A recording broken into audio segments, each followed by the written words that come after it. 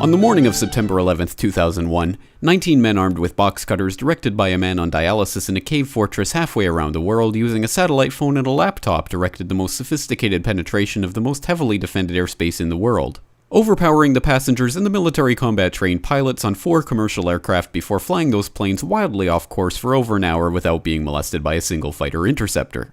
These 19 hijackers, devout religious fundamentalists who like to drink alcohol, snort cocaine, and live with pink-haired strippers, managed to knock down 3 buildings with 2 planes in New York, while in Washington, a pilot who couldn't handle a single-engine Cessna was able to fly a 757 in an 8,000-foot descending 270-degree corkscrew turn to come exactly level with the ground, hitting the Pentagon in the budget analyst office where DoD staffers were working on the mystery of the $2.3 trillion that Defense Secretary Donald Rumsfeld had announced missing from the Pentagon's coffers in a press conference the day before, on September 10th, 2001. Luckily, the news anchors knew who did it within minutes. Osama bin Laden. The pundits knew within hours. Osama bin Laden.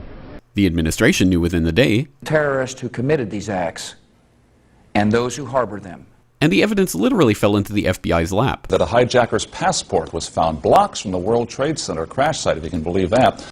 But for some reason, a bunch of crazy conspiracy theorists demanded an investigation into the greatest attack on American soil in history. That investigation was delayed, underfunded, set up to fail, a conflict of interest, and a cover-up from start to finish. It was based on testimony extracted through torture, the records of which were destroyed. It failed to mention the existence of WTC-7, Able Danger, P-TECH, Sibel Edmonds, OBL and the CIA, and the drills of hijacked aircraft being flown into buildings that were being simulated at the precise same time that those events were actually happening.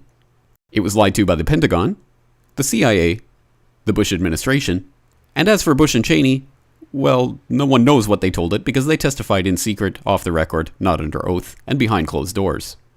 It didn't bother to look at who funded the attacks because that question is ultimately of little practical significance.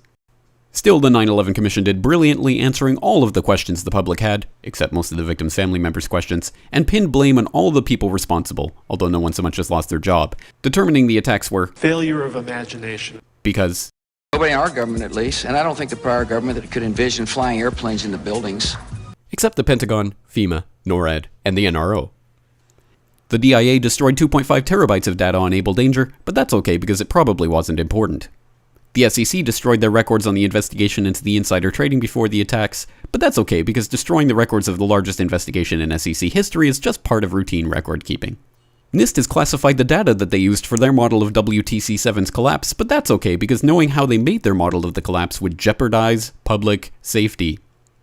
The FBI has argued that all material related to their investigation of 9/11 should be kept secret from the public, but that's okay because the FBI probably has nothing to hide.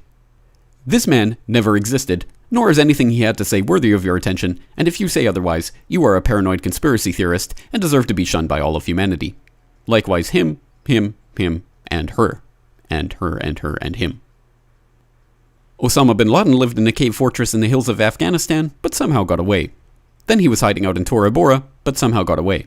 Then he lived in Abbottabad for years, taunting the most comprehensive intelligence dragnet employing the most sophisticated technology in the history of the world for a decade, releasing video after video with complete impunity and getting younger and younger as he did so, before finally being found in a daring SEAL team raid which wasn't recorded on video, in which he didn't resist or use his wife as a human shield, and in which these crack special forces operatives panicked and killed this unarmed man, supposedly the best source of intelligence about those dastardly terrorists on the entire planet. Then they dumped his body in the ocean before telling anyone about it. Then a couple dozen of that team's members died in a helicopter crash in Afghanistan. This is the story of 9/11, brought to you by the media which told you the hard truths about his head could be seen to move violently forward. And they took the babies out of the incubators. And mobile production facilities. And the rescue of Jessica Lynch. If you have any questions about this story, you are a batshit paranoid tinfoil dog-abusing baby hater and will be reviled by everyone. If you love your country and or freedom, happiness, rainbows, rock and roll, puppy dogs, apple pie, and your grandma, you will never ever express doubts about any part of this story to anyone. Ever. This has been a public service announcement by the Friends of the FBI, CIA, NSA, DIA, SEC, MSM, White House, NIST, and the 9/11 Commission. Because ignorance is strength.